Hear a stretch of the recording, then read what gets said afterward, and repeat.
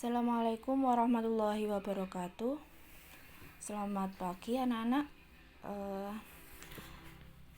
Pada pembelajaran daring kemarin, kalian saya suruh untuk siapa saja yang mau atau siapa saja yang bisa menjawab salah satu pertanyaan ini, kalian akan saya kasih nilai tambahan. Tetapi saya lihat dari sekian anak hanya 2 saja yang mengirim atau yang berani mengirim jawabannya ke ibu. Mengapa kalian tidak ada yang bisa menjawab ini? Apakah sulit? Sedangkan dari pertanyaan ini semuanya ada di bacaannya. Kita bahas bersama-sama ya untuk jawabannya supaya kalian lebih memahami dan mengerti untuk menelaah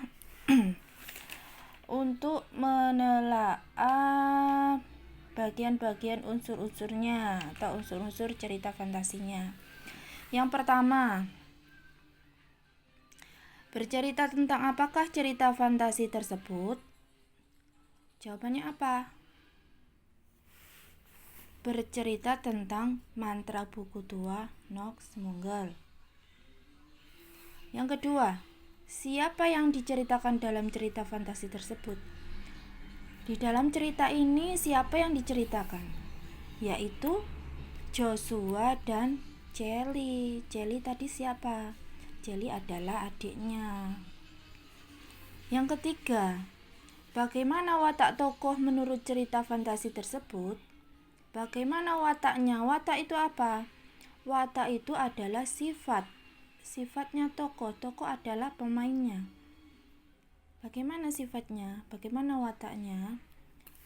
Yang pertama yaitu Joshua. Wataknya Joshua yaitu pemberani. Kenapa kok pemberani? Karena Joshua berani ikut menyusul adiknya untuk mengalahkan siapa? Yang dikalahkan yaitu monster itu ya. Yang keempat, di mana terjadinya peristiwa dalam cerita fantasi tersebut? Di mana terjadinya? Yaitu yang pertama di rumah kakek dan di goa. Yang kelima, kapan terjadinya peristiwa dalam cerita fantasi tersebut? Kapan waktunya terjadinya itu kapan? Yaitu di pagi hari. Yang keenam, bagaimana suasana yang terjadi dalam cerita fantasi tersebut? Bagaimana suasananya? Suasananya yaitu menyedihkan dan mencekam. Menyedihkan sewaktu Joshua merasakan kehilangan adiknya, dan juga mencekam saat Joshua melawan Morta. Nomor 7, masalah apa yang terjadi dalam cerita fantasi tersebut? Apa masalahnya? Masalahnya yaitu Jelly membaca mantra buku tua Nok Semunggal. Itu masalahnya.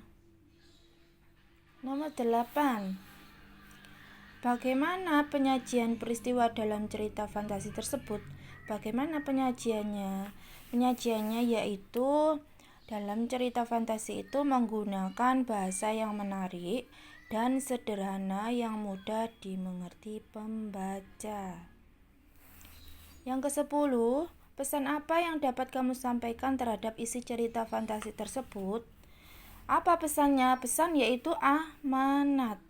Apakah ada? Ada tentu saja, yaitu jagalah adikmu dengan benar.